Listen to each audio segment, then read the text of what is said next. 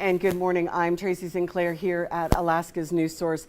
And May is Stroke Awareness Month. And I have a personal history. My mother had a stroke many, many years ago and didn't recover terribly well. And later we kind of discovered that the early signs, when they maybe could have reacted a little faster, my dad just didn't recognize them. So we want to talk a little bit about some of those signs. I think my mic is cutting out just a little bit, but we'll make that. We want to talk about some of the signs and how you can prevent them. And so joining me today, we have two people who can speak very well on this topic. Dr. Robert Latta is with us, and also Chelsea Hunt. Chelsea is a stroke survivor. So thank you both for joining us here. Dr. Latta, let's just kind of start with the basics. What is a stroke? I didn't understand it when my mother had one. So what is a stroke? How do we define that? So, stroke is a term that we utilize to describe injury to the brain, typically due to a problem with blood vessels. And we divide those into two main categories, which is either a bleeding type of stroke, which we term as a hemorrhagic stroke, and then a non-bleeding stroke, which is called a ischemic stroke. The majority of the cases of stroke have to do with blood supply being interrupted and prevented from getting to that part of the brain. And that's about 80% of all the cases that come in. So you got the stroke is that overall category. And then underneath that, we have bleeding strokes and non-bleeding strokes. What happens with a stroke is just one part of the brain is now no longer functioning. So use the term focal, meaning just that one part isn't working. So that can manifest in a lot of different ways. It can come in with weakness on one side. It can be vision changes, slurred speech, a variety of things.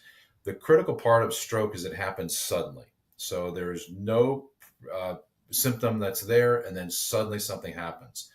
Now, unlike heart attack, which was really easy to educate the public with, saying that, hey, there's a heart attack, there's chest pain, I have arm pain, jaw pain, get to the hospital, it was really easy to communicate. Stroke is a little harder because it's such a variety. So the first part to recognize, it's sudden. We utilize the term be fast. And so that's what we teach all our patients, anybody at risk for stroke, to understand the signs and symptoms of stroke. So be fast. So B is balance. E is eyes. F is face. A is arm weakness. And S is speech or comprehension. And T is time.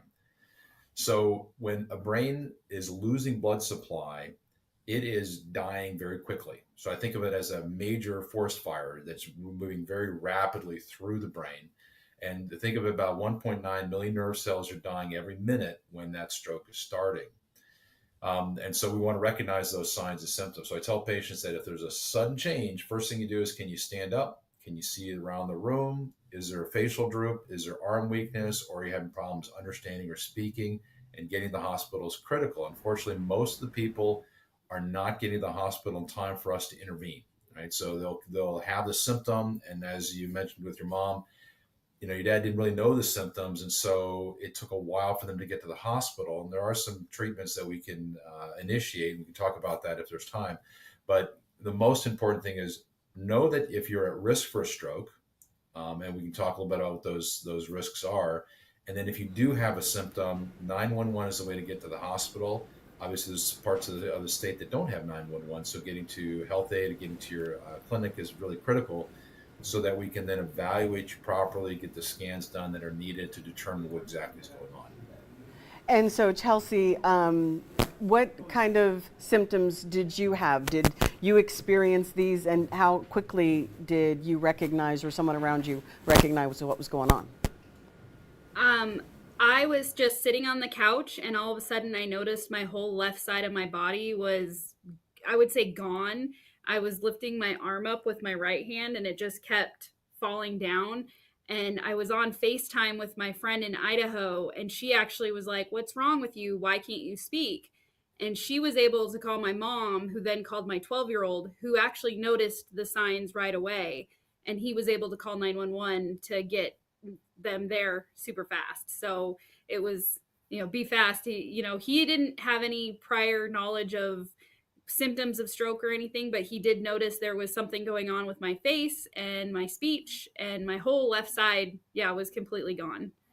So. How did that feel? Just not having not experienced it, what does that feel like in your head? Did you, besides the physical part, did you notice that something was not quite right? The only thing I noticed was that I couldn't get my speech out. Like I was talking in my head, I was talking, but it wasn't coming out like the way I wanted it to come out. And then, like I said, trying to lift my left arm up and it just kept falling down. I was like, in my head, I'm like, something's going on with my body. But because I was sitting, I didn't fall down, which was good, but I would have completely fallen over if I was standing at that time. And I had no signs, like it just all of a sudden started. And so, if you don't mind me asking, of the two types of strokes the doctor just described, which did you have? Um, I can't really remember exactly which one it was called, but I had 3 blood clots go into my right side of my brain. And so they came from my neck, and they were able to get to me. I was able to get seen and actually in surgery within a matter of like 30 minutes. I was able to be seen by the doctor. So that's why I think I am able to function the way I am now. So, Doctor, speaking about that, let's talk a little bit about we have the two different kinds. Is there any difference in being able to prevent them? Are they caused by the same things? Because I know there are some things we can do to prevent strokes, or at least lessen the chance of one. Are they both caused the same way?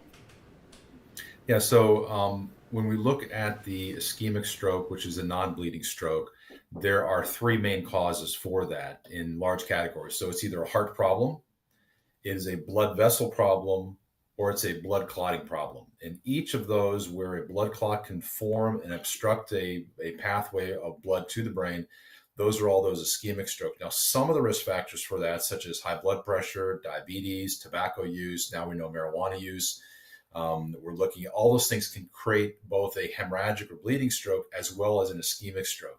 There's some additional risk factors that can cause a non-bleeding stroke that's different from the hemorrhagic strokes or the bleeding strokes. In addition to the bleeding strokes, patients can also have aneurysms that are in that category, and they develop what's called a subarachnoid hemorrhage, where that vessel can rupture and create damage. And that can mainly be associated with tobacco use. Genetics are playing a role in that. And then there's some large group patients that they occur. We don't really understand why, that they get the aneurysms. But the bleeding strokes, there's a big overlap in those risk factors. Now, I always tell patients that the best way to survive a stroke is to never have a stroke, which means that primary prevention is really important. If we look at the number one, the top 5 reasons why people die, stroke is the most preventable. And what it means that the brain in a lot of ways is very forgiving. So it has a massive amount of blood supply, and those blood vessels do have the ability to be modified. So if you quit smoking, for example, after 2 years, those blood vessels behave as if you haven't smoked. In the same way that if you control your blood pressure, then those blood vessels have the ability to modify. And even if one blood vessel closes down, we have an amazing amount of what's called collateral circulation that other blood vessels can take over that function.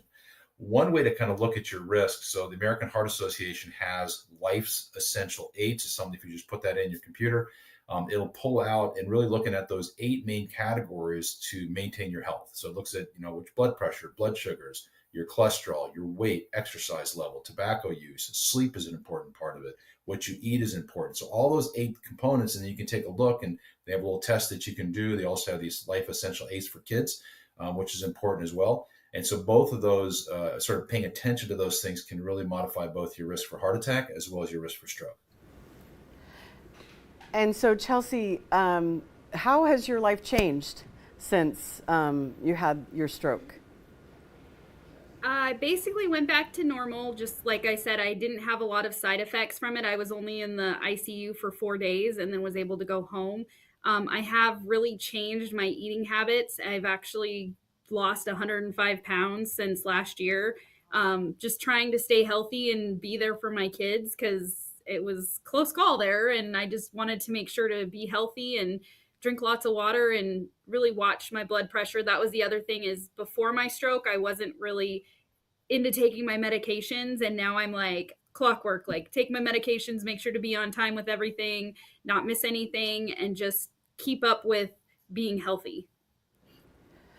And so, since I have both of you, when people come to you and say, I'm not at risk for a stroke, of course, what would you tell them? What is your best piece of advice if you have one single piece of advice that you could give to somebody about preventing strokes? Doctor, what would you say? So one is to get engaged with healthcare. And I think the biggest risk is like, for example, for men, a lot of times once you hit 18, you won't see the doctor again until you're 55. And during that whole time, you may have high blood pressure, sleep apnea, cholesterol issues that will all come into play. So becoming engaged with healthcare to make sure you know what your numbers are, get a blood pressure cuff, get your blood pressure checked. You recognize that there's no good smoking. Regardless of what you're smoking, you're putting stuff in the lungs, it's damaging you. And getting rid of those things. Looking at what you're doing for exercise is really important. So as far as one thing is just to, we do a lot of, I was thinking like in Alaska, we do a lot of preparation if we go for a hunt or if we go for a long hike or we go on a camping trip. But we do all this preparation and think of what are things that I need to make sure that I get back safely. But yet we don't do that with our health. And we do that with a hunting trip, but we don't do that with, is my blood pressure there? So we need to take as good of care of ourselves as we do in preparation for doing things in the outdoors here in Alaska. So that's that's probably the most important thing that I think of is to know where they are. Most of the time patients come in and they don't have a knowledge that they had high blood pressure for several years or that their kidney function is poor. They never got blood work. They don't go to the doctor. So I think those are really critical issues that we can make prevention because I'd rather prevent the first stroke from happening than try to prevent the second one from happening. Oh, sorry. I told you I might forget to turn on my mic. Chelsea, what about you as somebody that has lived through the experience? What do you tell people, kind of give them some advice? Well, basically, I just tell people that, before I had my stroke, when I heard the word stroke, I thought old people, that's all it happens to. But I was 36 when it happened, and I was super shocked that it happened. And just making sure to keep track of, your blood pressure is one of the biggest things, I think, also, because that was, I think, one of the factors that made me have my stroke. And just the fact that it can happen to anybody at any time, honestly, and just to know the signs and just keep track of, your health and stay healthy. And doctor, you kind of mentioned at the very beginning, if we're there and we see somebody, let's go over those signs again really fast. If we do see somebody that, because recently I've had a friend that has gone through this, his wife recognized it very quickly and he was able to get to the hospital. So what should we be looking for if we see somebody? What should trigger in our brain? What should we do? Right. So as Chelsea mentioned and brought it up, is stroke is abrupt. It is a instant change because if you lose blood supply to a group of nerve cells, those nerve cells maybe have a couple seconds of energy supply and then they shut down. They just turn off like a light and there's an instant loss of function. And so as soon as, if stroke happens, since it happens suddenly, you just go through those quick tests. You say, can you stand up? The moment one of those of the BFAST is not working, that's a 911 call. So if the person can't stand up, 911. If they can stand up, but then you lose vision on one side or the other side of the person seeing double, that's a 911 call. Immediately, if you see their face is drooped or their arm is weak or they're not able to talk to you, that's all 911 call. And that's all we want folks to do is just to be able to pick up the phone. We always say, don't regret, just act. And make sure that we're not waiting for something to go away. And so then the faster you get there. I do want to kind of do a little bit of a shout out in that regard. So one of the biggest challenges in Alaska is getting people to the hospital once they do get identified. So we do a pretty good job here in Anchorage and the Anchorage Bowl and out in the valley, whereas, 15 years ago, it took an average of 17 hours for a patient after their stroke to get to the hospital, which means we can do no intervention. Now we're looking at how do we get folks from the villages, how do we get from the areas that need to fly in for urgent care, and through the Alaska Stroke Coalition, which was just founded last year, a nonprofit organization. If you do want, there's great information about that through alaskastrokecoalition.com to take a look at that. And then we're training our EMS folks, and just to shout out to them, it's EMS Recognition Week. And so without EMS, without our first responders, we could do none of what we do in the hospital. It's really critical for them to be trained at a high level to be able to evaluate the patients. That's why it's so critical. Call 911. So when they get to the scene, the changes that are occurring, in the brain is a dynamic system. So what happens when they arrive, that's a critical piece of information that if you drive in, it's lost. In addition, I've had patients who decide to drive their loved one in and the person gets worse and that person gets in an accident because they're trying to take care of the passenger. So 911 is critical. We get more information. The EMS folks call ahead. We get our teams together. So like with Chelsea, to be able to put a catheter in and pull clots out is really critical. But we only have a small window of opportunity to give clot buster medications, which is going to be ideally within an hour after you have your event. But up to 4.5 hours. And then we can put catheter-based treatments that can go up to 24 hours. But again, that doesn't mean that we can wait for 24 hours. It's just that by the time that bell rings at 24 hours, there's not much left to do and you're stuck with that disability. That's the biggest problem with stroke is patients become disabled.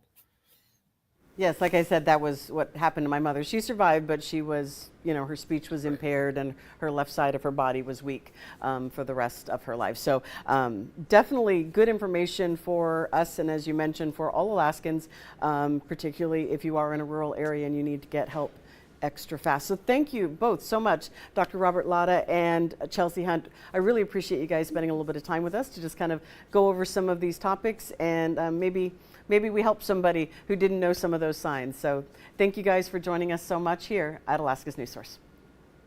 Thanks for having us. Thanks. Have a great day.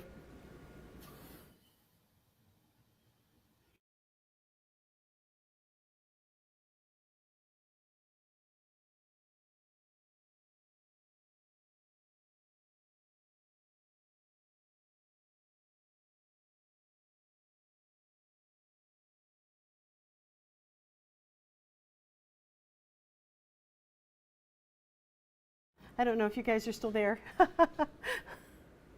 Nope, you're gone. Okay.